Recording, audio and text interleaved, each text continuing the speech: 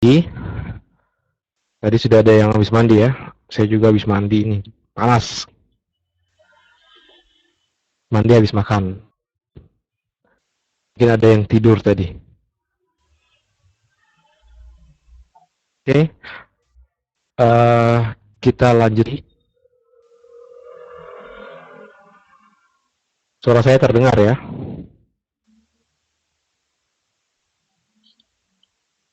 Baik.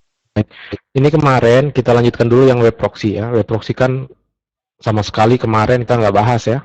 Karena tangan PLN. Nah, web proxy ini juga dasar ya. Sesuai memang judul training kita ya, basic mikrotik. Web proxy-nya pun bukan proxy yang ada di mesin Linux gitu ya. Kalaupun besok-besok kita mau adakan acara kayak gini terus bahas proxy Linux, oke lah nanti. Cuma kan kalau proxy Linux itu berarti harus menguasai sistem opsi Linux-nya dulu gitu ya. Karena harapannya selalu saya tekankan kita jangan asal config gitu ya, asal konfigurasi tanpa tahu sebenarnya yang jalan di belakang itu adalah apa gitu ya. Apa yang dilakukan komputer-komputer kita, apa yang dilakukan oleh server, apa yang dilakukan oleh proxy, itu harus sebenarnya kita ketahui sehingga berbagai macam skenario di lapangan itu bisa kita pecahkan. Nah, kenapa dinamakan web proxy? Sebenarnya proxy itu banyak kategori ya, ada yang namanya DNS proxy, ada yang namanya IRC proxy ya untuk chatting, ya. Ada juga yang untuk web proxy. Nah, proxy itu sebenarnya kan perantara antara si klien dan si server. Nah, karena ada kata-kata perantara, jangan sampai kita menganggap bahwa router itu juga adalah proxy. Bukan ya, router itu memang perantara karena dia yang menghubungkan klien komputer kita dengan internet. Namun kalau si proxy itu dia bermain sebagai perantara ya, tapi dia akan bertindak olah ya, dia akan mengambil tindakan seolah-olah si proxy ini adalah si klien ya. Jadi dia seperti mengambil alih pekerjaan klien untuk berhubungan dengan si server. Nah, itu sebenarnya makna dari kata si proxy ya. Kalau di kehidupan nyata proxy apa ya? Kalau proxy makelar enggak. Kalau makelar itu lebih condong ke router ya. Saya kadang-kadang sibuk mencari analoginya. Ini contoh ya, contoh jaringan kita seperti kemarin. Kita sudah konfigurasikan router kita ya. Terus supaya bisa internet kita melakukan konfigurasi NAT kemarin ya. Ada NAT yang kita lakukan konfigurasi di router. Nah, tiba-tiba ada klien 192.168.1.2 ingin browsing ke Google, akan mengirimkan paket ya, namanya HTTP request, kirim ke Google seperti ini. Router di sini fungsinya meneruskan saja sambil menyembunyikan IP address-nya si klien. Kan kemarin ada materi kita masquerade ya, si klien bersembunyi di belakangnya router. Namun router itu hanya di sini kelihatan meneruskan paketnya saja, meneruskan paket sambil berubah atau menyembunyikan IP address si klien. Nah, Google yang menerima HTTP request tadi akan membalas kembali, balas klik ke sini langsung. Balasan ini, HTTP request ini juga hanya diteruskan oleh si router. Ya. Nah, pada kondisi ini, firewall NAT itu teruskan saja, tidak mengubah isi dari HTTP tersebut, tidak merubah bukan headernya. Kalau firewall kan merubah headernya. Ya, kalau NAT ini dia merubah headernya, tapi tidak merubah dari paket tersebut. Nah, makanya dilakukan sini di firewall tidak melakukan apa-apa, tidak melakukan HTTP request, ya bila ada komputer klien yang akan mengakses web server di internet. Firewall NAT itu hanya memberikan izin kepada HTTP request untuk melewati router, latih saja ya. Sekaligus dia sembunyikan IP address si klien. Ini jaringan yang tanpa proxy. Model komunikasinya seperti ini. Nah, jika ada proxy, modelnya akan seperti ini. HTTP request dari si klien itu akan masuk ke proxy. Ya, masuk ke proxy. Dan proxy kan membuat HTTP request yang baru. Jadi dia rubah isinya, isi dari paket itu dia rubah seakan-akan lah kliennya. Kita lihat di sini, si proxy membuat lagi HTTP request yang baru untuk masuk ke Google. Si Google balas lagi masuk ke sini. Lihat, HTTP request-nya berhenti di proxy. Proxy membuat lagi HTTP respon yang baru untuk diberikan klien. Nah, dilihat di sini ya, proxy menjadi perantara dan dia merubah HTTP maupun HTTP respon. Kita lihat ya, pernyataannya di bawah, web proxy itu akan melakukan HTTP request yang baru bila ada komputer klien yang akan mengakses web server. Oke. Nah, karena dia ikutan browsing ya, si router ini ikutan browsing, router ini kita aktifkan proxy, ya, ikutan browsing, maka kapan router kita fungsikan ya, kapan router mikrotik itu, router mikrotik kita aktifkan proxy-nya, web proxy-nya itu resource CPU-nya akan naik. Kenapa dia naik? Karena dia ikutan browsing ya, dia yang aktif ya, dia yang berusaha untuk browsing ke Google. Kalau NAT tadi nggak sekalian lewat gitu. Namun itu ada beberapa keuntungan ya, di balik kekurangannya ya, menguras resource router. Namun memang mengaktifkan proxy ada beberapa keuntungan. Nah, dari dua gambar tadi bisa kita tahu ya perbedaan apa yang dilakukan jaringan tanpa proxy, sekedar lewat, apa yang dilakukan oleh jaringan di manakala router kita itu ada proxy-nya. Oke, sampai di sini dari dua gambar ini ada yang ingin ditanyakan dulu. Itu konsep dasarnya ya kalau ada proxy.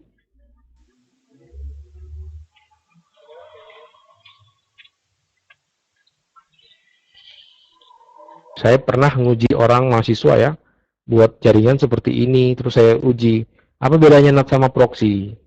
Bisakah hanya NAT? Bisakah hanya proxy saja? Ataukah dua-duanya harus ada gitu?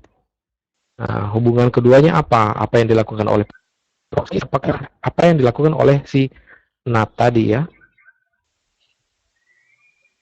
Silahkan kalau ada yang ingin ditanyakan dulu.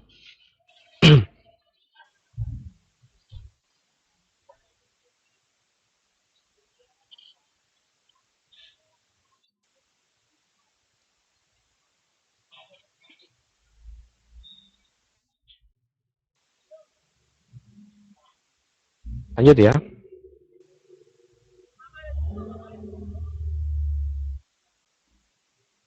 Ini kita harus tahu seperti ini, nanti besok-besok ada kaitannya dengan itu ya, mengal-mengal. Ya, kalau yang pernah konfigurasi IP firewall mengal, kalau tidak memperhatikan model dan tanpa proxy, itu biasanya mengalnya kacau. Karena kita lihat sini trafficnya berhenti ya. Trafficnya berhenti.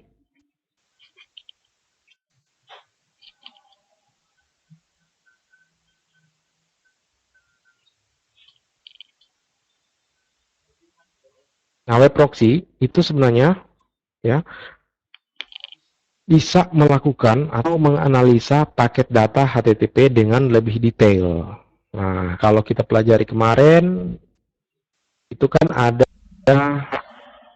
pelajari API paket ya, ada data.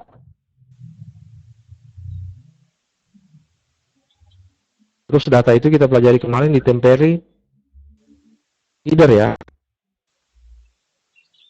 temporary header, sehingga kita menyebutnya sebagai IP. Ini saya harus punya pulpen ya, pulpen yang langsung menulis di sini. IP paket. Nah, apa hubungannya si firewall kemarin sama si proxy ini?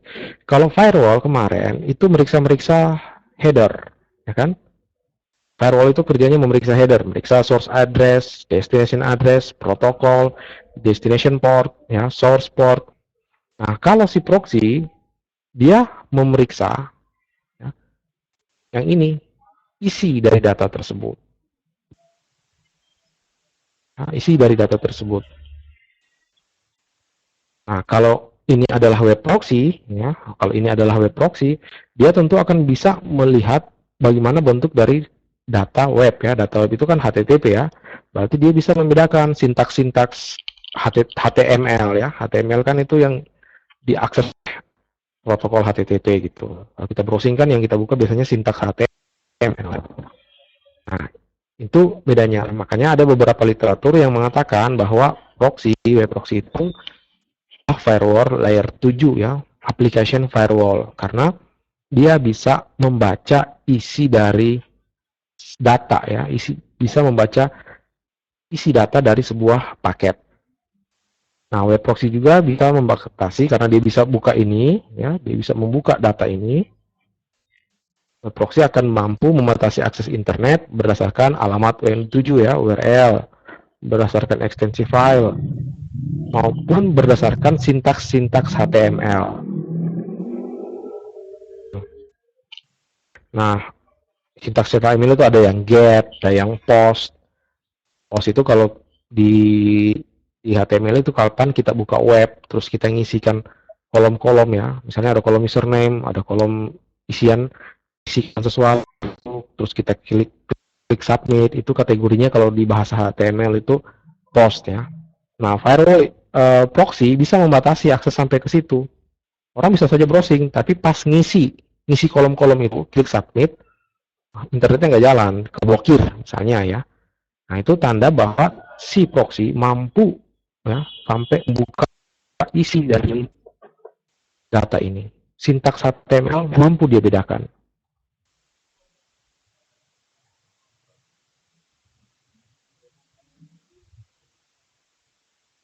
Proxy itu harusnya ada di router, ya, atau pakai external proxy, ya, di luar dari router gitu. Kalau di klien itu di setting manual di klien, karena proxy itu maunya kan digunakan oleh banyak klien gitu. Pertanyaannya kan menggunakan proxy-nya di klien. Kalau kembali ke gambar, ya, proxy itu berarti diaktifkan di sini, ya, kalau di klien. Gitu ya, Mas Lawrence. Nah, kalau ada di sini, berarti setiap klien kita buat proxy dong, ya kan?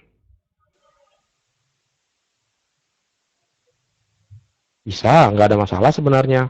Tapi karena ini akan mengontrol traffic seluruh jaringan, maka sebaiknya proxy-nya ada di router atau dibuatkan server sendiri, ya, yang berfungsi sebagai proxy. Proxy-nya bisa saja ada di luar, ya, nggak di router, tapi dibuatkan server sendiri, ya, bikin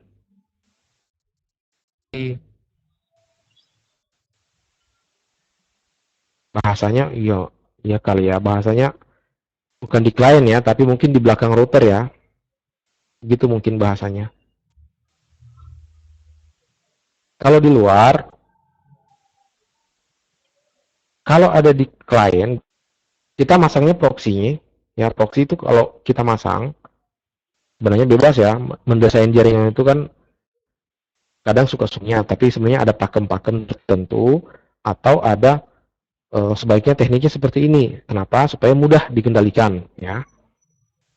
Nah, kalau misalnya, ya, proxy-nya ini switch, ya, proxy-nya ada di sini, boleh saja, ya. Tapi si router ini tidak bisa mengendalikan ini kan, karena dia posisinya sejajar. Si klien ini kalau mau komunikasi ke internet ke sini, ya, terus naik ke internet, boleh saja. Tapi router tidak bisa lebih detail membedakan traffic. Oh, ini trafficnya proxy enggak, trafficnya klien enggak, gitu. Karena nanti ada manajemen bandwidth kan. Besok-besok di sini ada manajemen bandwidth. yang harus membedakan mana konten-konten yang dari proxy, mana konten yang sudah dari internet.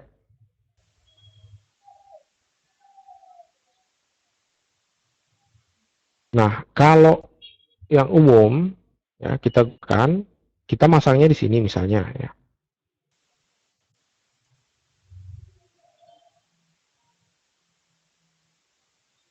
Kan kita umumnya masangnya di sini.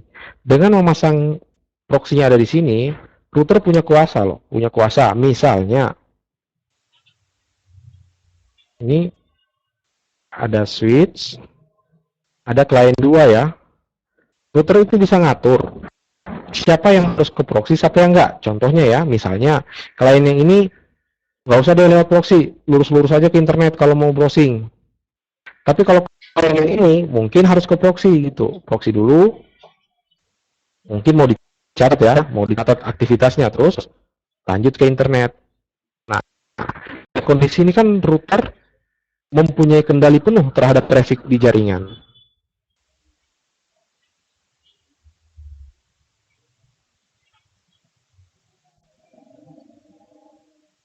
Router memiliki kendali penuh. Kalau dia dipasang di belakang router, ya, sejajar dengan klien, router nggak punya kuasa ya mengatur trafficnya itu.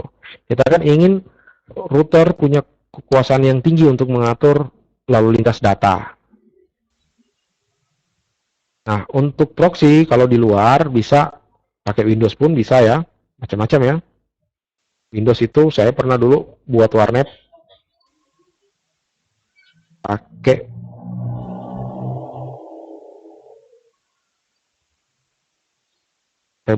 tahun 2001 ya, dimana kecepatannya masih 56 kbps.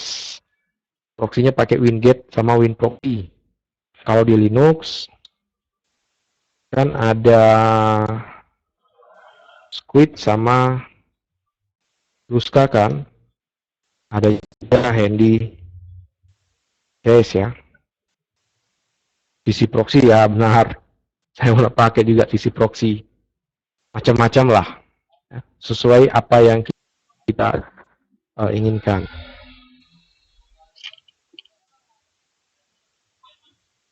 Kalau saya dulu dulu belum kenal Linux pakai WinGate, WinProxy. Terus pas kenal Linux itu pakai Squid gitu ya. Kadang juga pakai Luska. Nah, di Squid itu ya Kerio kayaknya punyanya WinProxy ya, atau WinGate. Kerio kan apa sudah ganti nama ya? Saya ingat saya waktu install WinGate atau WinProxy muncul Kerio, kayaknya WinProxy deh. WinRoad, sorry, WinRoad punya Kerio kalau nggak salah dulu. WinRoad. Nah, kalau suka yang main-main Squid itu ada fitur Shark ya, bukan SARS.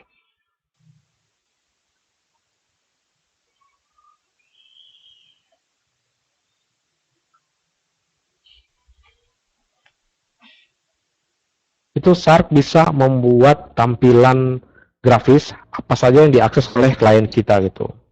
Nanti dia buat peringkat website yang paling banyak diakses hari ini apa, yang paling kuat buka situs ini apa, itu bisa ditampilkan dalam bentuk web. Dulu saya pernah buat jaringan, terus yang punya jaringan minta, saya pengen lihat aktivitas browsing orang sehari itu apa saja yang mereka buka. Nah, karena yang minta adalah bukan orang IT, tentu kita harus menyajikannya dalam bentuk yang mudah kan, dan menyajikan dalam bentuk yang mudah itu harus via interface gitu.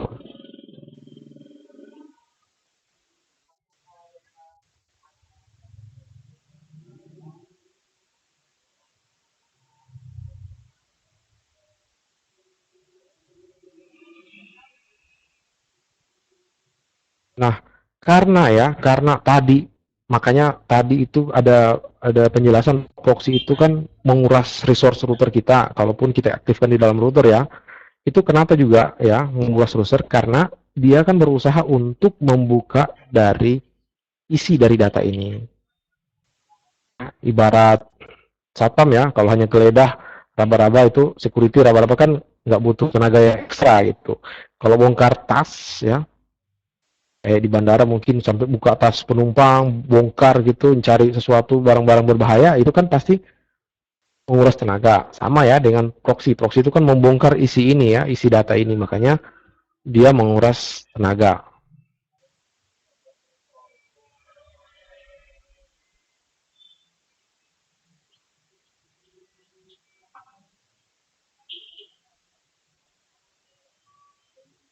Kalau klien kita browsing ada dua ya. Bisa dia pakai proxy yang di luar.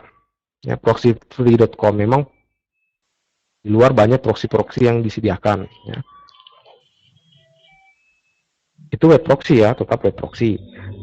Karena digunakan untuk aktivitas web kan. Tapi memang web proxy-nya di tempat bukan di tempat kita, di tempat di luar gitu ya. Di luar. Bukan di jaringan kita, di luar. Itu web proxy.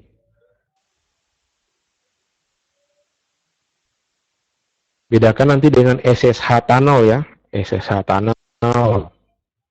Terus bedakan juga mungkin ada URL director. Ini kan biasanya kita lakukan ini kalau misalnya situs yang kita tuju diblokir.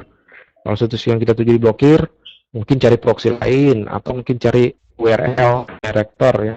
Masukkan web di situ, nanti webnya itu yang nyarikan, URL-nya dipindahkan. Gitu. Terus ada juga mungkin pakai SSH ya, tunnel itu sulit dikendalikan karena itu dienkripsi datanya. Kadang-kadang firewall nggak bisa baca apa yang dibungkus oleh SSH tunnel tersebut. Nah, web proxy itu yang paling disenangi orang kan ini ya, melakukan case content.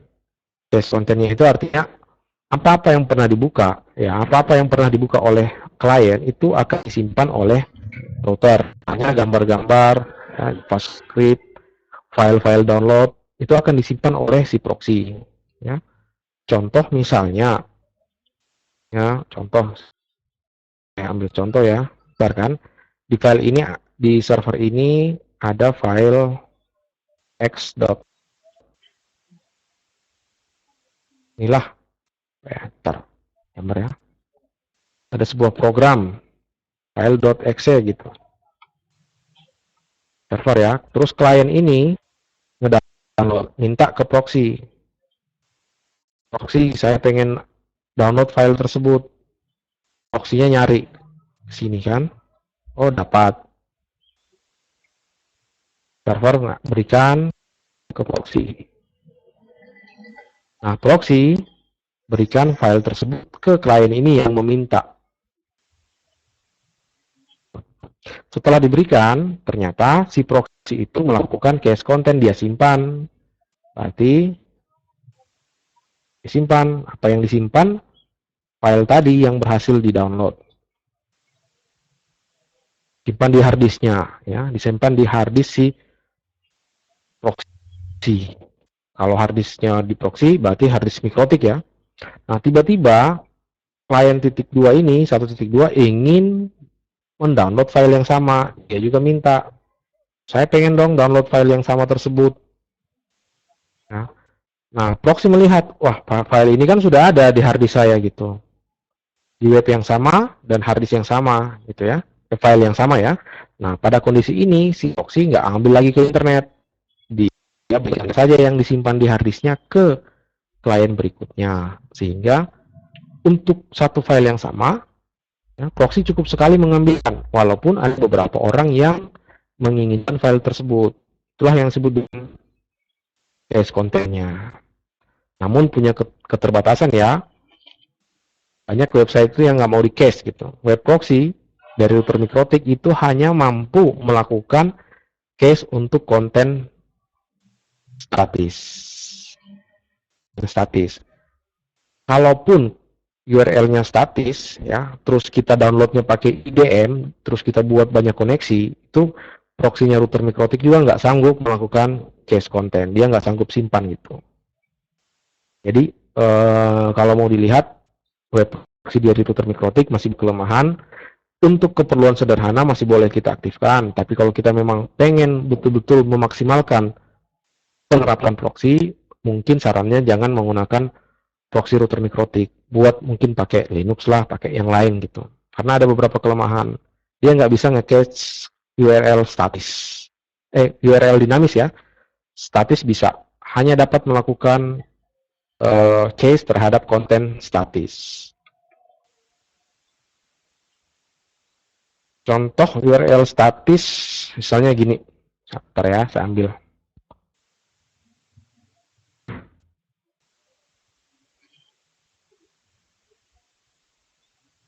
Ini sih URL statis dinamis ini sih urusan programmer ya, caranya dia buat, dan ini ada kaitannya dengan bisnis gitu. Kenapa YouTube itu URL-nya kan ganti-ganti ya. Hari ini ganti, padahal filenya sama loh. Kita nonton video yang sama tapi URL-nya kan beda-beda. Tempat download juga mungkin yang sering-sering download, saya biasanya kan download aplikasi di filehypo.com ya. Filehypo.com itu satu file yang sama, di refresh saja downloadnya sudah beda URL-nya. Saya sempat tanya teman saya itu maksudnya kenapa sih URL-nya ganti-ganti, nggak satu saja URL-nya, bikin pusing orang kan. Itu kaitannya dengan iklan. Kalau URL-nya statis, bisa-bisa iklannya itu terus Dropbox, kayak Dropbox statis ya, Dropbox statis. Kali kita berikan linknya itu terus kan, nggak pernah ganti. Web-web yang sederhana masih statis. Kalau di detik.com itu beberapa statis ya, beberapa juga dinamis. Masalah iklan sih biasanya. Makanya YouTube itu kan kemarin-kemarin orang ngejar-ngejar YouTube, oh YouTube-nya berubah-berubah gitu. Ya ujung-ujungnya kan duit. Kalau kita nge-cache, iklannya kan nggak tampil nanti. Kita nge-cache dengan URL yang statis, iklannya kan nggak tampil. Dia kan maunya tampilan webnya setiap pengguna pasti beda kan.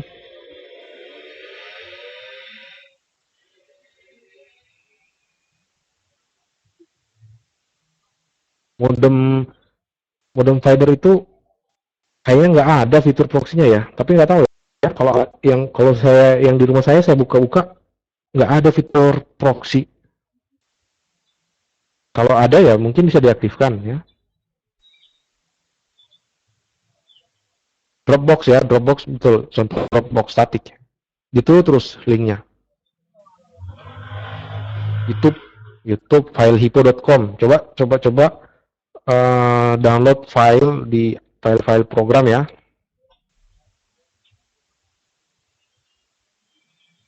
Nah, di situ file satu file aja, jangankan file ya, satu file refresh download kedua itu sudah beda URL-nya.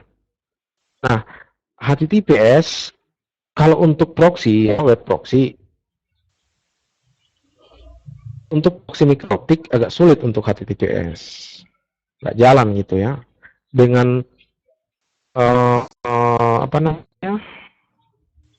Dengan Squid juga, kalau nggak salah ya, saya sudah lama nggak main Squid, itu juga harus ditambahkan beberapa konfigurasi supaya bisa nge-cache HTTPS. Nah, cuman kita juga lihat ya, sebenarnya apa maksud kita untuk melakukan cache konten kan? Cache konten kita itu kan gunanya kalau memang kita ingin menghemat bandwidth, berarti kita berusaha semaksimal mungkin untuk nge-cache konten kita gitu. Namun kalau user di jaringan kita sedikit dan kebiasaan mereka membuka situs yang berbeda-beda, proxy kita untuk melakukan cache itu tidak akan efisien. Ya, misalnya si klien ini doyannya situs yang A, ini kan proxy-nya cache ya, tapi yang saudaranya, adiknya ini suka buka situs yang B, kan nge-cache juga. Nah, cache mereka berdua itu kan beda. Nah, cache itu akan sangat terasa manfaatnya kalau klien kita banyak. Kalau klien kita banyak akan terasa, oh iya ya, tapi klien kita banyak terus tiap harinya buka detik.com, ya, itu akan sangat terasa fungsi dari proxy kita. Jadi ini pilihan mau pakai proxy apa enggak gitu.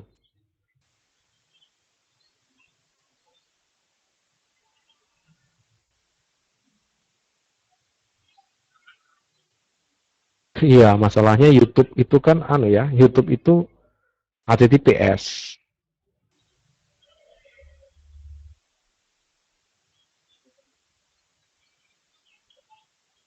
Kalau sisi proxy gagal, ya HTTPS oke gagal kan. Kita masih punya bantuan kan di router mikrotik, masih bisa bermain firewall ya. Kita bermain firewall dengan destination port 443 ya.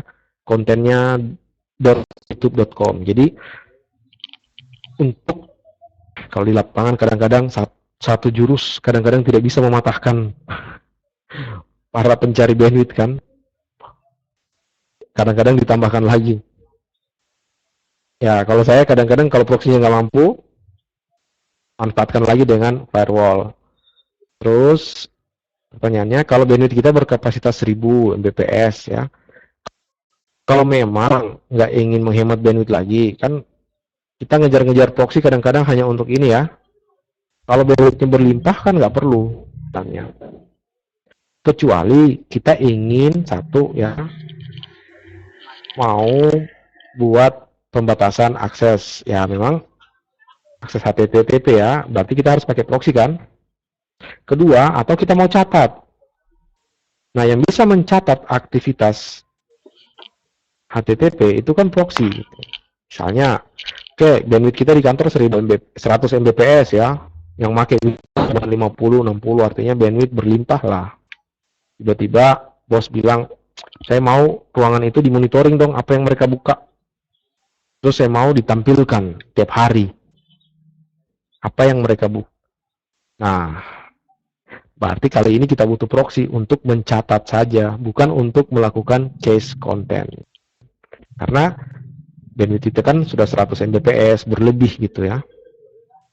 Kalau di jaringan saya yang saya kelola, proxy ada ya, standby tapi nggak digunakan. Digunakan kalau ada yang pengen dicatat.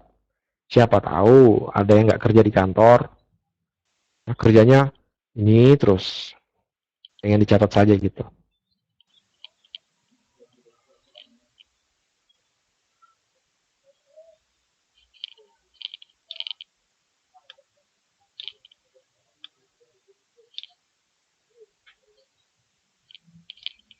Jadi pilihan ya, mau gunakan proxy apa enggak.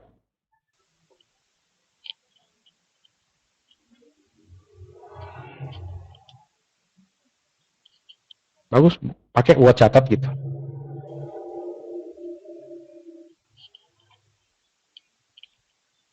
Lanjut ya.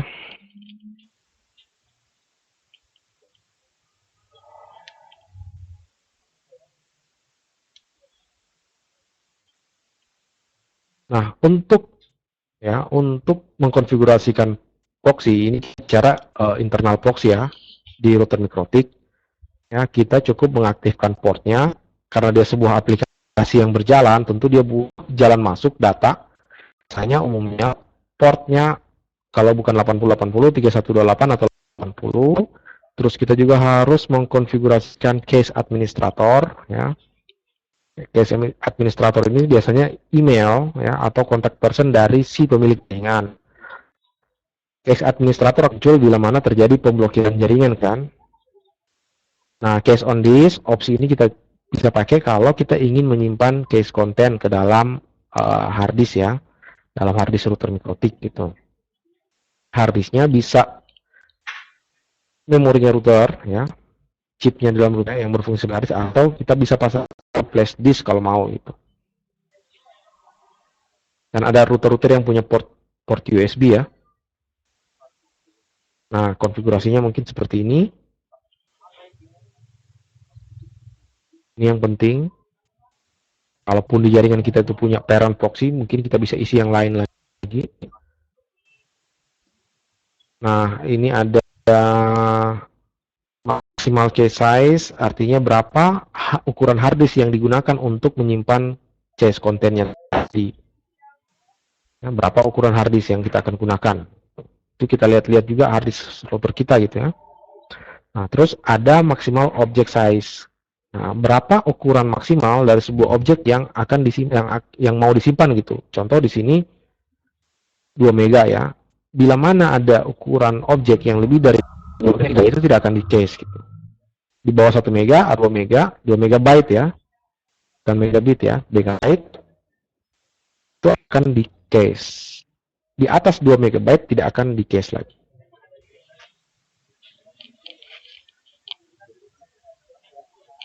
Nah, setelah kita aktifkan seperti itu, kita tahu ya,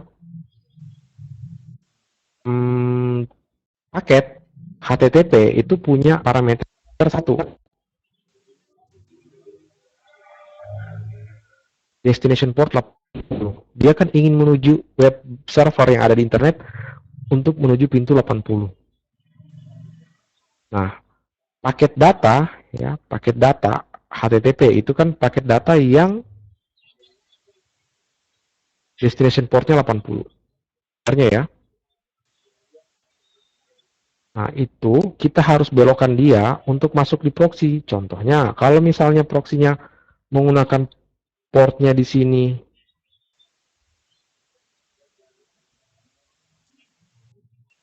8080, kita harus membuat sedemikian rupa ya, konfigurasi sedemikian rupa, bila mana ada paket yang menuju pintu 80, sebelum dia lepas ke internet, dia harus kita paksa untuk masuk ke sebuah aplikasi yang berjalan di port nomor 8080. Nah, kasusnya kan ini proxy-nya ada di sini ya. Kita harus paksa dia untuk masuk. Kita harus belokkan dia. Nah, untuk memaksa traffic komputer klien ya, sehingga masuk ke dalam proxy, kita harus lakukan namanya redirect traffic. Kita ulang ya, direct arah ya. Kita arahkan kembali trafficnya supaya masuk ke dalam proxy. Nah, teknik ini biasanya disebut dengan istilah transparan proxy. Transparan ya, enggak kelihatan. Kenapa nggak disebut transparan? Karena pada kondisi ini, klien ini nggak akan tahu kalau ya dia sebenarnya trafficnya sudah melewati atau sudah dimasukkan ke dalam proxy. Gitu. Tapi bagi orang yang expert, dia bisa mendeteksi ya, wah ini kayaknya traffic saya sempat dimasukin ke proxy ini.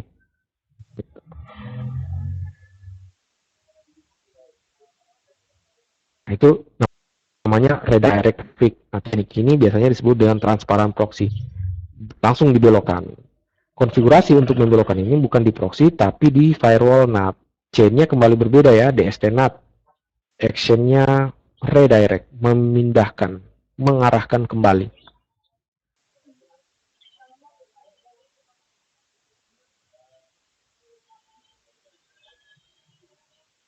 Kan ada situs tuh mas, kalau situs kita buka, kadang-kadang situs itu bilang IP address Anda seperti ini dan Anda connect lewat proxy ini. Nah, itu ketahuan. Wah, ternyata kita itu lewat proxy ya. Ada situs-situs tertentu ya.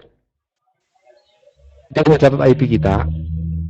Dia ngecatat IP kita dan selebihnya dia bilang Anda itu connect lewat proxy gitu. Ada. Ya, jadi bukan expert. Bukan expert beneran lah. Kebetulan saya jeli ngelihat kan, oh kok web ini bisa mencatat IP kita. Ada kan ya web-web yang bisa mencatat IP kita. Saya juga mah belum expert, masih banyak yang blank. Masih banyak juga yang saya belum ketahui.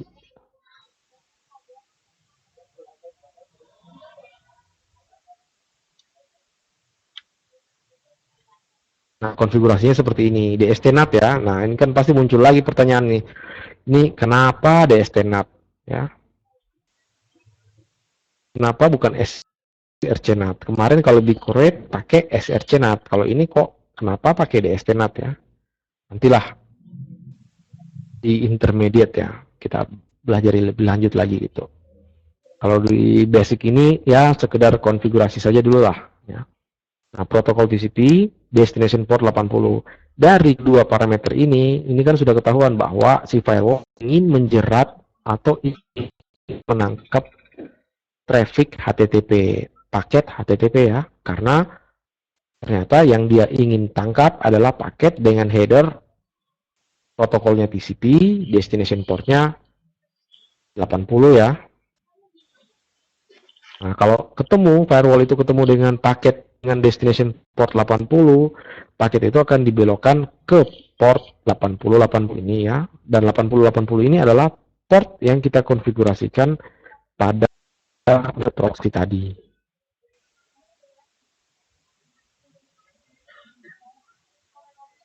Nah, setelah kita konfigurasi proxy, harusnya kita lihat benar nggak proxy kita jalan, ya. Benar nggak dia mampu meneruskan HTTP request dari klien menuju internet. Nah, untuk melihat biasanya menunya ya, IP, web proxy, klik di menu status. Di sini harus kelihatan, harusnya menerima request gitu ya. Di sini kelihatan, proxy ini sudah menerima 267 request HTTP. Dan ada hits 8, berarti ada sekitar 8 objek yang sudah digunakan berulang kali. 8 kali ya. Jadi ada kan tadi kita pelajari ada konten yang diakses kembali ya. Proxy nggak ngambil lagi di internet. Nah, ini kasusnya ada hit 8, berarti proxy sempat memberikan konten yang sudah ada di harddisknya tadi ya, jadi tidak perlu mengambil ke internet lagi, itu sebanyak 8 kali. Entah kontennya sama atau kontennya berbeda, itu ada 8 kali memberikan. Kalau misalnya satu kontennya itu ukurannya 100 kilobyte ya, 800 kilobyte sudah dihemat lah ya.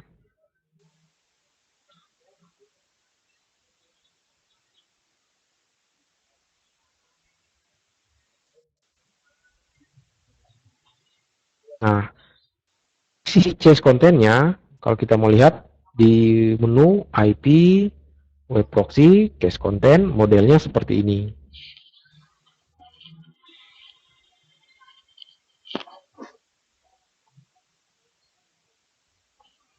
Kalau saya pernah coba 40 mega, saya bisa nge-cache kemarin. Tapi harddisknya sudah pakai pakai USB ya, flash disk. Update Mozilla, saya pernah coba lihat, saya update Mozilla, ternyata si proxy Mikrotik mampu nge-cache update Mozilla. Kalau updating antivirus saya belum lihat apakah mampu dia nge-cache updating antivirus. Kemarin saya pernah coba gitu ya. Saya update browser saya, ternyata cache-nya masuk.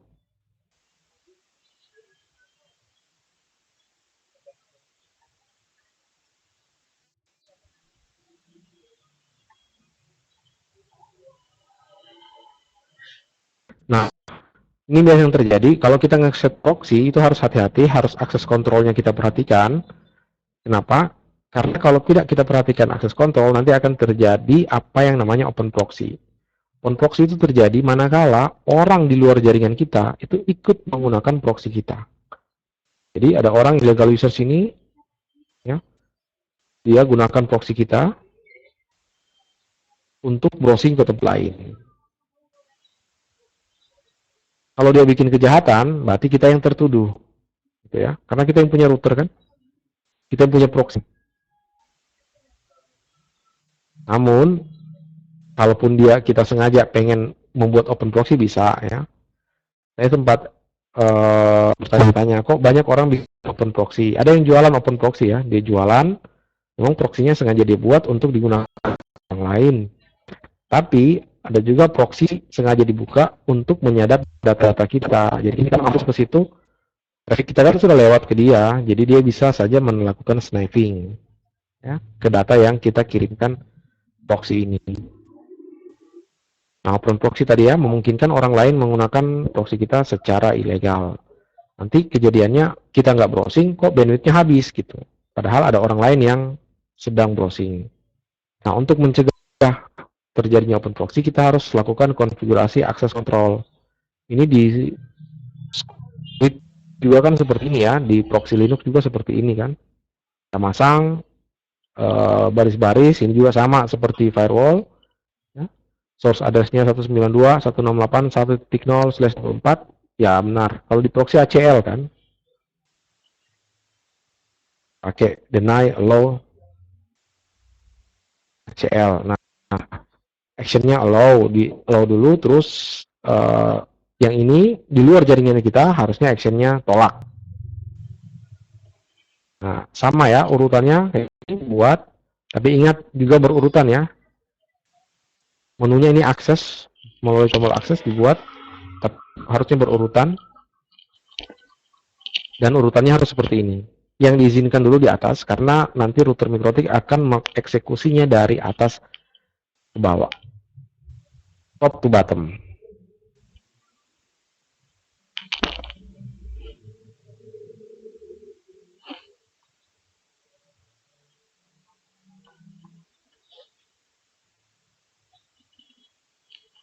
Nah, kalau ini ada lab. Ntar saya kasih lab ya.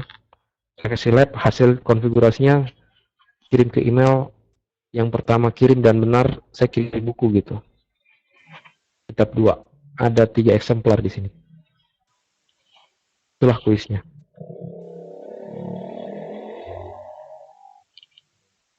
Nah, ini contoh ya. Contoh ngeblokir situs, tapi ingat kadang-kadang ngeblokir Facebook kadang-kadang jalan, kadang-kadang enggak. Kenapa? Karena awal kalau kita ketik Facebook itu masih HTTP, tapi kalau pada saat kita login itu kadang-kadang menjadi HTTPS, dan kadang-kadang ya sudah karena sudah HTTPS nggak jalan lagi gitu. Memblokir ekstensi ya, kalau kita memblokir ekstensi seperti ini, titik 2 bintang rar gitu. Kalau mengalihkan redirect kan gini kan, siapa yang buka porno.com akan dialihkan ke Google. Nah, kalau mungkin teman-teman buka yang metode di situ ada get, ada post, ya, ada macam-macam. Nah, itu bisa menahan eh, aktivitas browsing yang bermacam-macam. Misalnya seperti saya sampaikan tadi ya, orang nggak bisa ngisi kolom-kolom isian di web. Itu kalau kita buat rule-nya dengan kategori post, terus action-nya tolak ya, deny.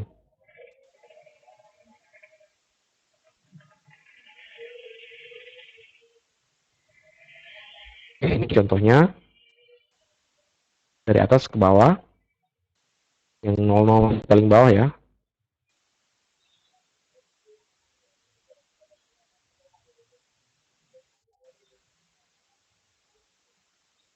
Nah, untuk external web proxy, ya, web proxy yang disediakan oleh Router OS banyak kekurangan ya, sehingga banyak administrator jaringan yang pertimbangkan menggunakan web proxy di luar router. Nah, biasanya sih pakai sistem operasi Linux, ada yang pakai Squid, ada Luzca, ada Handycase, ya macam-macam. Model topologinya bisa jadi seperti ini, ya. Nah, nanti di router mikrotik ini harus ada konfigurasi-konfigurasi yang mendukung kinerja si proxy gitu ya. Misalnya, apa-apa yang sudah disimpan oleh si proxy yang ada di sini, itu jangan dilimit lagi bandwidth-nya. Kan sudah ada disimpan dalam proxy ya, jangan dilimit lagi. Kecuali konten-kontennya masih dari internet. Kan tadi kita pelajari ya, bahwa proxy itu sanggup menyimpan konten kan. Sanggup menyimpan objek web ya, konten untuk digunakan kembali, digunakan oleh klien yang lain. Nah, nanti ada manajemen bandwidth yang sudah dari sini, yang sudah dari proxy, yang sudah disimpan oleh proxy itu nggak usah dilimit. Kalau yang masih datang dari internet itu mungkin masih harus dilimit. Kaitannya dengan manajemen bandwidth. Untuk web proxy kita tidak, sistem operasi Linux ya, kita tidak bahas di basic mikrotik karena kalau main Linux berarti harus main dasar dulu, perintah ls, cd ya, cp, pakai nano lah macam-macam. Nah, jika menggunakan external proxy, maka router mikrotik itu tetap harus melakukan redirect, tetap harus membelokkan, ya. Tetap harus membelokkan traffic. Mana ada klien yang ingin browsing, router itu harusnya membelokkan ke sini, baru proxy-nya browsing ke internet, sehingga pada saat pulang itu juga akan ke sini, baru diberikan ke klien. Jadi tetap harus melakukan redirect, ya, membelokkan.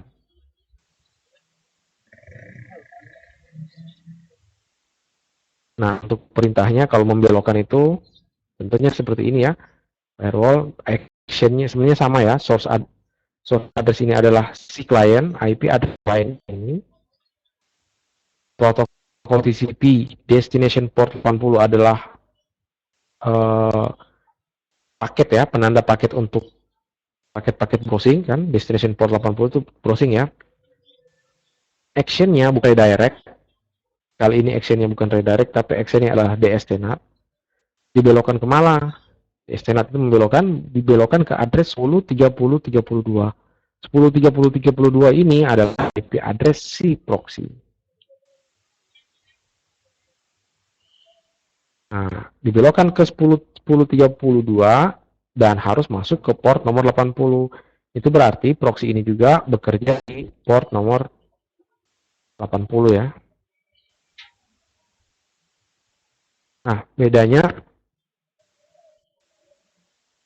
saya sharing ya desktop saya ya.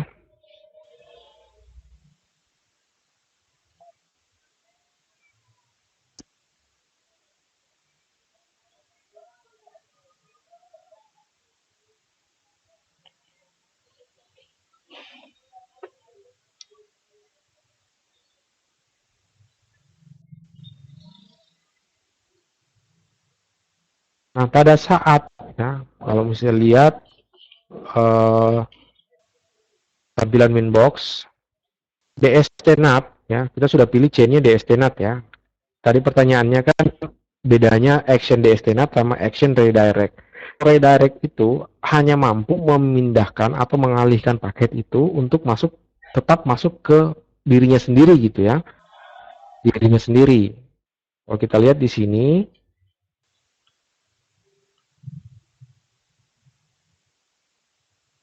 yang ini ya, bentar ya, saya cari gambarnya. Yang ini kan hanya membelokkan ke dirinya sendiri.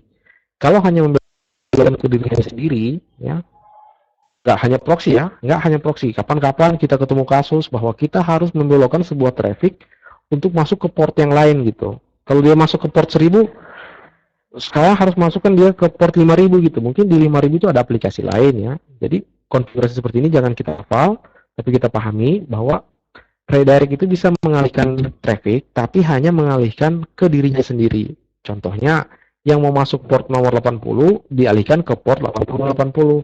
Itu cukup dengan redirect. Ya, bisa dengan redirect apa? Karena pada saat kita memilih action redirect itu kita hanya punya pilihan port loh, nggak punya pilihan lain-lain kan.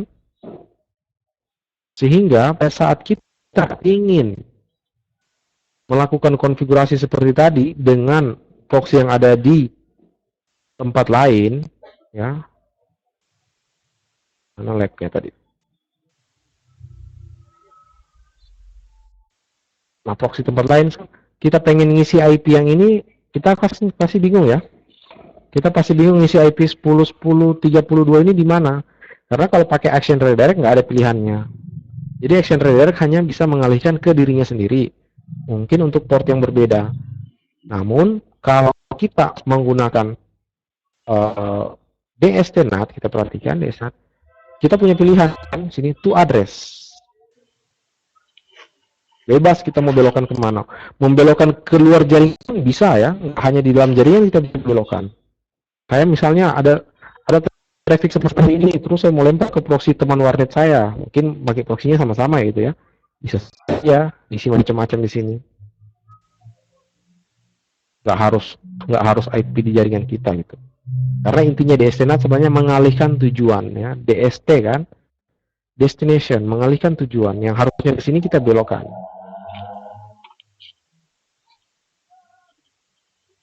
Itu bedanya DST-NAT sama redirect. Kalau redirect hanya bisa membelokkan ke dirinya sendiri, mungkin dengan port yang berbeda. Kalau DST-NAT itu bisa membelokkan ke tempat lain, suka-suka kita gitu. Karena ada pilihan to address. Baik, ada lagi pertanyaannya? Simple ya untuk web proxy.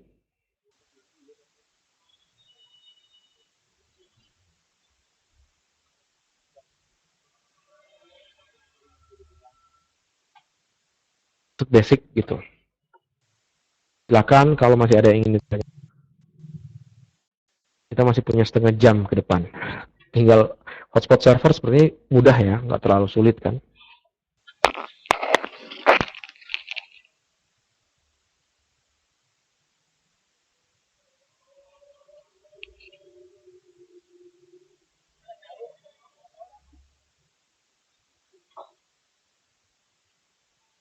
Lanjut. Ya. Saya istirahat 5 menit ya, mau minum dulu.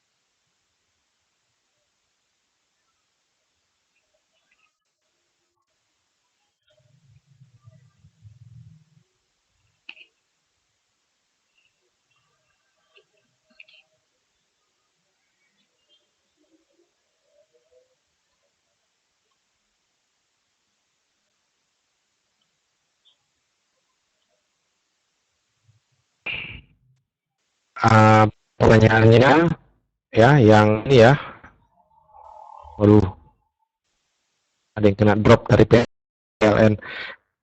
Mail ya, mail email itu kan pakai protokol IMAP3 ya.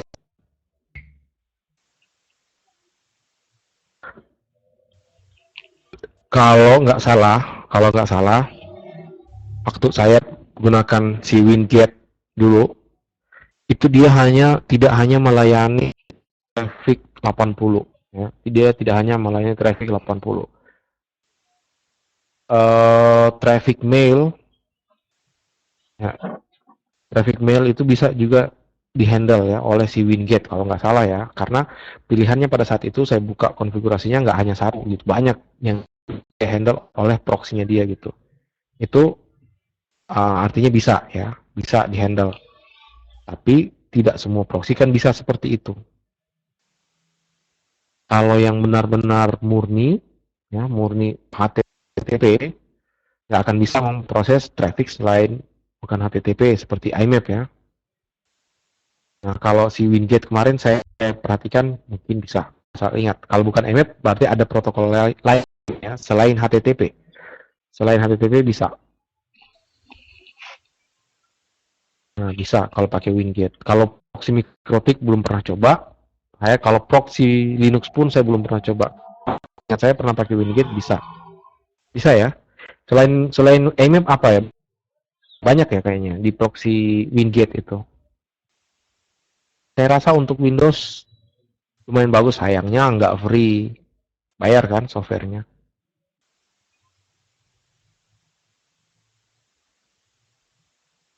Kayaknya nggak free sih.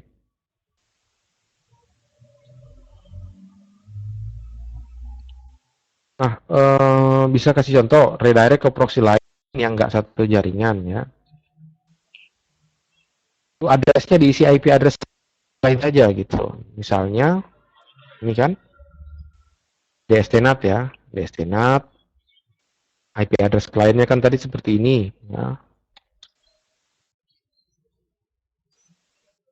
24 TCP, destination port 80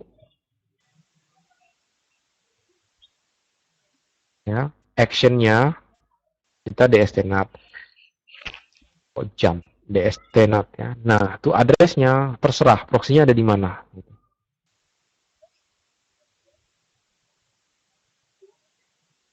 Di sini bebas gitu ya, IP lawan kita gitu. IP public kalau bisa ya IP public jelas, karena sulit untuk nembus kalau IP-nya bukan IP public kan.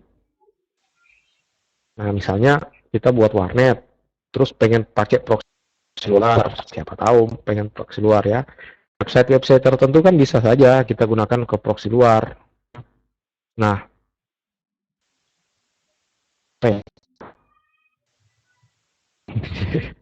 jadi pikiran nakal ini. Ada website tertentu yang kita pengen akses, tapi kita pengen akses pakai proxy di luar sana gitu. Nah, supaya tembus. Nah, biasanya kan kita mungkin ngeset proxy itu di masing-masing klien gitu kan. Datangnya ke klien ini pakai proxy ini, datangnya ke klien pakai proxy ini. Nah, sebenarnya kita bisa alihkan secara rame-rame. Kita saja, router saja yang mengalihkan traffic mereka ke proxy luar terus.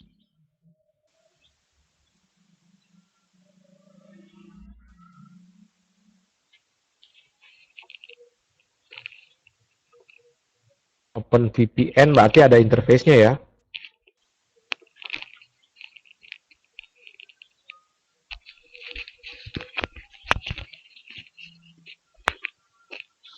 Kalau kita pengen klien kita masuk ke traffic OpenVPN. OpenVPN berarti konfigurasinya harus smart routing. Di manual dulu trafficnya, terus nanti trafficnya dari klien tersebut dibelokkan ke OpenVPN.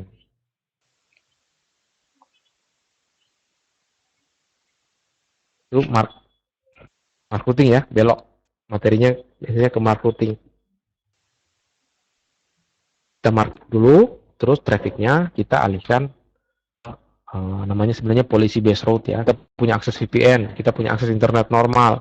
Kita mau traffic yang ini masuk ke VPN. Jadi di mark routing dulu, baru dialihkan ke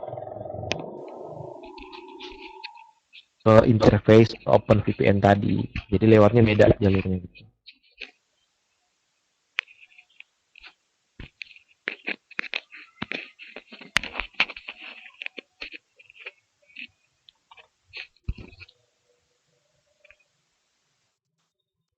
Bentar ya. Saya punya satu router yang make bukan OpenVPN, mudah-mudahan dia connect ya. Saya punya satu router yang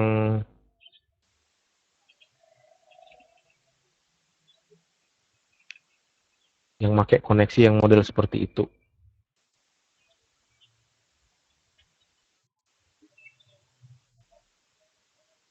Tapi bukan OpenVPN, PPTP gitu.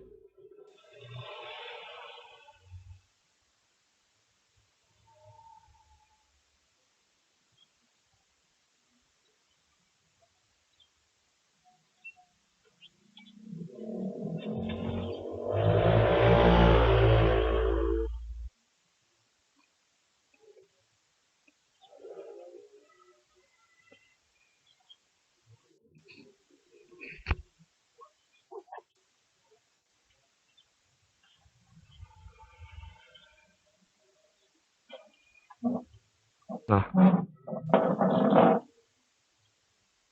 ini contoh konfigurasi saya yang make PPTP ya. Router ini connect ke modem Speedy sih, modem IndiHome ya. Nggak promosi ya, connect ke IndiHome. Tapi saya buat jalur sendiri, PPTP. Ya, mungkin sama lah kayak OpenVPN ya. Nah, berarti saya punya dua gateway loh sekarang. Gateway melalui PPTP dan gateway melalui Ether 1 yang ke IndiHome gitu. Jadi punya dua jalur. PPTP ini ke kantor saya gitu. Ke yang satu Ether 1 berarti ke mana ya? Ke IndiHome gitu. Nah, tabel routingnya cuma dibuat seperti ini. Oke. Untuk ke server PPTP server, saya buat static root biasa. Dan untuk default route ke internet, saya nggak si modem IndiHome, tapi saya pakai interface PPTP bisa. Jadi kan seperti ini. Jadi untuk traffic internet akan keluar ke interface ini. Dan masquerade-nya pun harus ke PPTP. Ini ya. Out interface-nya PPTP. Ceritanya seperti itu untuk OpenVPN. Jadi traffic internet akan lewat ini, tembus entah kemana gitu. Nah, koneksi IndiHome hanya digunakan untuk membuat jalur VPN tadi. Baik, untuk yang terakhir hotspot server kayaknya semua pada mahir nih. Nah, hotspot server kayaknya semua pada mahir.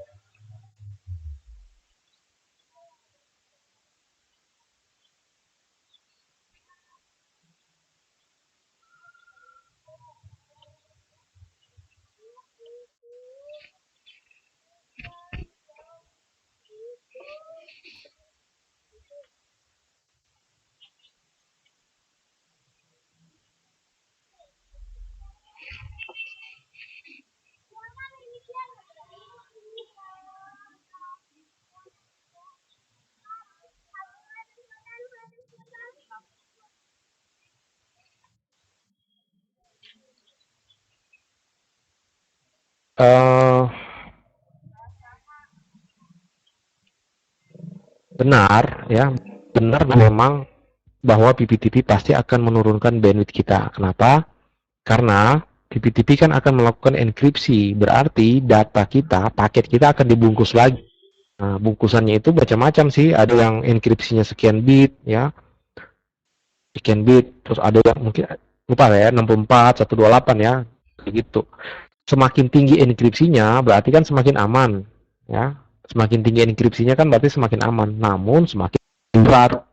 Jadi memang pada saat kita memakai kondisi-kondisi seperti itu, PPTP lah, eh, PPPoE lah, ya, itu pasti ada bungkusan tambahan, ada enkapsulasi tambahan. Nah, bandwidthnya pasti akan menurun, ya, akan terasa lebih berat, akan terasa lebih lambat. Bagi yang mau buat skripsi bisa juga. Ada juga baru kan, ya, mahasiswa yang mau buat skripsi, ya, perbandingan antara PPTP, OpenVPN, atau dengan apalah, PPTP-PPOE atau PPTP sama OpenVPN. Perbandingan overheadnya seperti apa? Ya, kalau kita aktifkan ini, berapa alokasi bandwidth yang akan di kelasnya gitu. Kalau kita aktifkan yang ini, berapa alokasi bandwidth yang akan di kelasnya juga. Siapa tahu masih ada yang butuh judul skripsi gitu. Bagi yang masih SMK, siapa tahu bisa melampaui kakak-kakaknya yang sudah kuliah. Masih SMK kalau sudah buat penelitian kan lebih hebat gitu. Buat paper ya.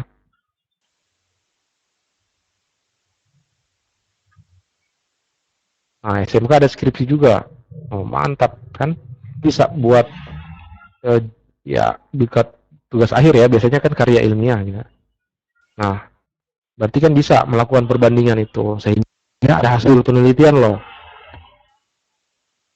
Kan begini biasanya. Oke, orang bisa bilang PPTP lebih berat, memang benar, tapi seberapa berat sih? Seberapa besar pengurasan bandwidthnya?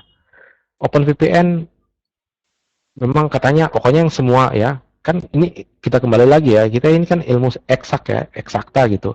Kita bisa bilang, oh ini PPTP bandwidth, tapi seberapa besar? Jika dibandingkan dengan OpenVPN, mana yang menang gitu, mana yang lebih bagus, mana yang lebih efisien, sehingga hasil skripsi kita, hasil penelitian kita itu bisa berguna bagi orang lain. Oh ternyata si Mas Bayu pernah buat penelitian PPTP nyedot bandwidth sekian, OpenVPN nyedot bandwidth sekian. Wah, aman kan? Kita tahu kan, oh ternyata begini hasilnya. Kalau ini kan selama ini selalu kita bermain perasaan kan? Perasaan ngurus bandwidth. Iya, memang benar berapa besar dan seberapa pasti nilai tersebut. Gitu ya. Kalau di ilmu jaringan sebagian-sebagian training, sebagian-sebagian seperti kuliahan. Kuliahan kadang-kadang diajar berpikir seperti itu kan. Kalau training biasanya diajar connect konfigurasi ya, nggak bisa. Bisa ya, kalau kita bikin user SSH di kantor kita, apa kita bisa pakai bandwidth? Bisa. Tapi kalau kita bikin koneksi begitu mutar internet, terus contoh kayak saya bandwidth di rumah kan 2 mega, bandwidth 2 mega. Di kantor mungkin bandwidthnya 10 mega. Tapi saya buat tunnel ya, buat SSH ke kantor. Karena koneksi saya juga hanya 2 mega internet, jadi kalau mau nyedot bandwidth juga ya cuman 10 mega juga, cuman 2 mega juga, nggak bisa ngambil 10 mega yang ada di kantor. Kenapa? Karena kan lewat internet. Terjadi hambatan di koneksi internet saya gitu. Ya harus jadi preker kan, supaya orang bule gitu, Indonesia juga sukanya preker, pokoknya ngoprek, meneliti gitu.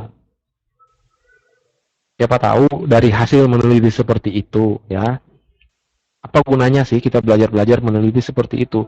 Dengan mempelajari penelitian seperti itu, kan belajar, oh PPTP gini kerjanya, oh OpenVPN gini kerjanya. Siapa tahu kita bisa melahirkan protokol VPN yang baru. Siapa tahu. Syukur-syukur kan? Kayak yang buat 4G gitu kan?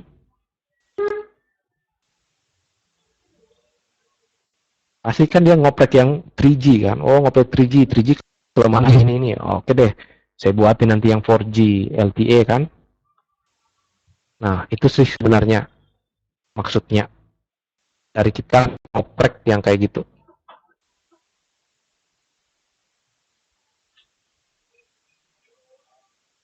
Hotspot server kayaknya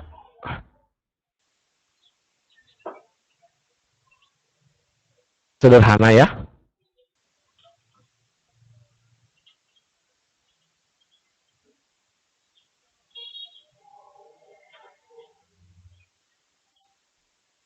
Semua kan sudah pernah buat hotspot server kan? Halaman login gitu, pasti sudah ya.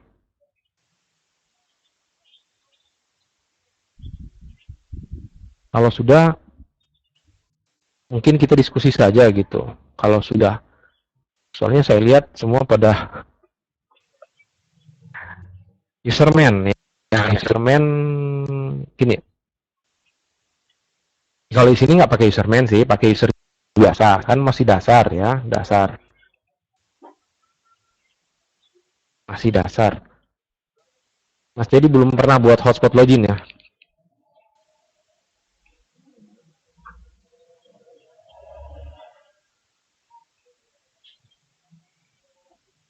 Ada yang pakai yang control macam-macam ya.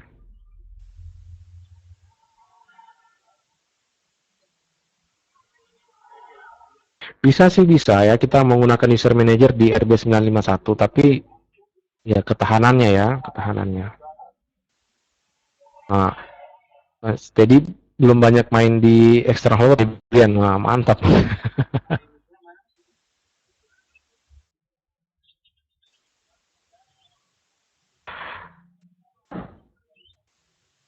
Untuk hotspot login ini sebenarnya yang dasar gitu. Mungkin saya pikir semua sudah bisa gitu. Kita tinggal diskusi. Kalau masih ada kita masih punya waktu 15 15 menit.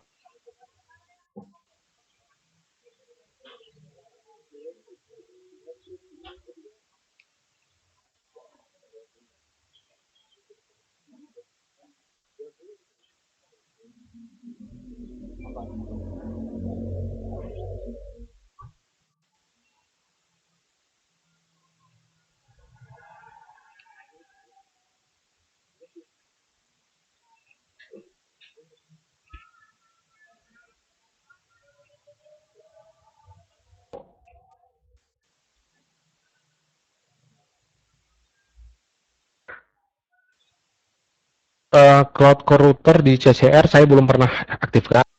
Saya biasanya aktifkan di mesin tersendiri ya, mesin sendiri. Kalau di CCR enggak, kemarin malah saya aktifkan pakai PC gitu ya, untuk user manager. Tapi kalau nggak ada kan user manajernya bisa di ya, kecuali sudah ditambahkan terus nggak jalan.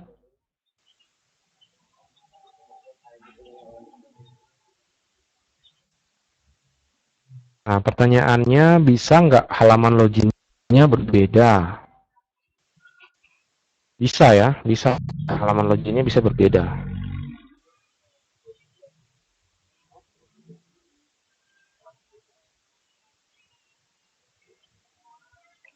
Halaman loginnya berbeda. Ntar saya tanya ya, diskusi kita ya. Halaman loginnya berbeda. Apa SSID-nya sama?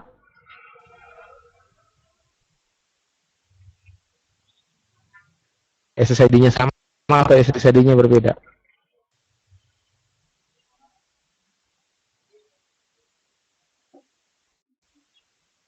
SSID sama ya, login berbeda ya. Baik, saya coba juga. Saya belum pernah buat yang SSID sama, halaman login berbeda.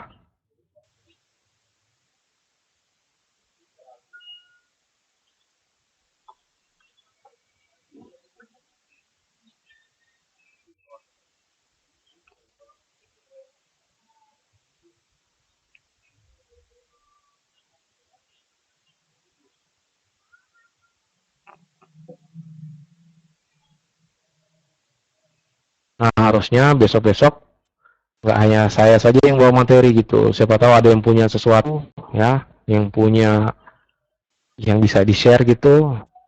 Nanti kita jadwalkan ya. Jadi besok-besok jangan saya lagi gitu.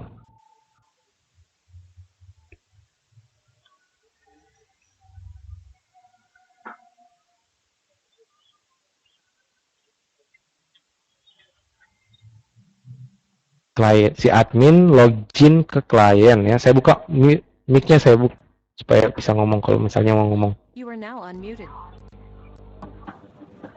adminnya login ke klien dulu, terus ada halaman login lagi gitu. Iya gitu Om. Cek.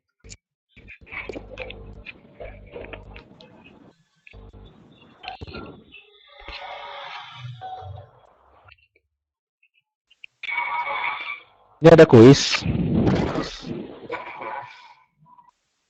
Mungkin bisa dicatat, bisa di print screen. Kalau sudah mendapatkan jawaban, firewall-nya saja ya. Jadi jawabannya firewall-nya saja, nggak usah konfigurasi IP address. Anggaplah Ether 1 ke internet, Ether 2 ke LAN. Terus punya kasus seperti ini, jawabannya bisa kirim ke sini.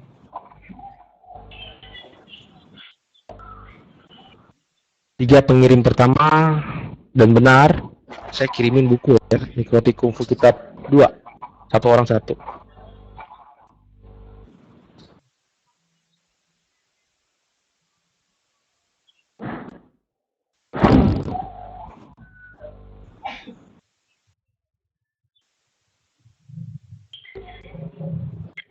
Sudah di print screen. Saya hitungnya yang tercepat ngirim sama yang benar jawabannya.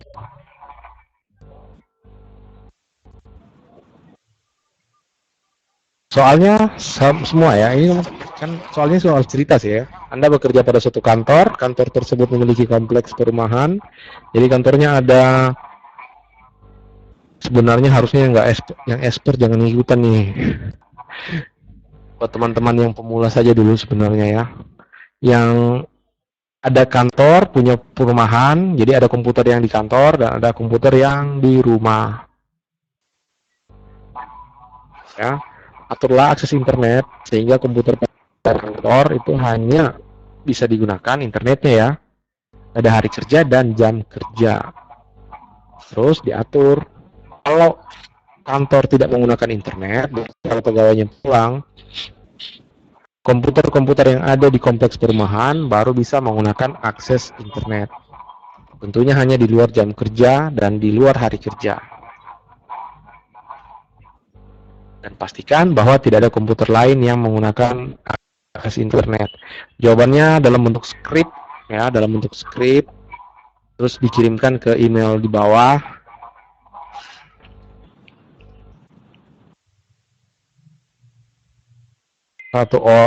Di sini ada tiga. Jadi tiga pertama yang mengirimkan jawaban ini, saya ngirimkan satu-satu dia 3 buku. Malah seorang pertama tekor bandarnya. Bandarnya yang tekor.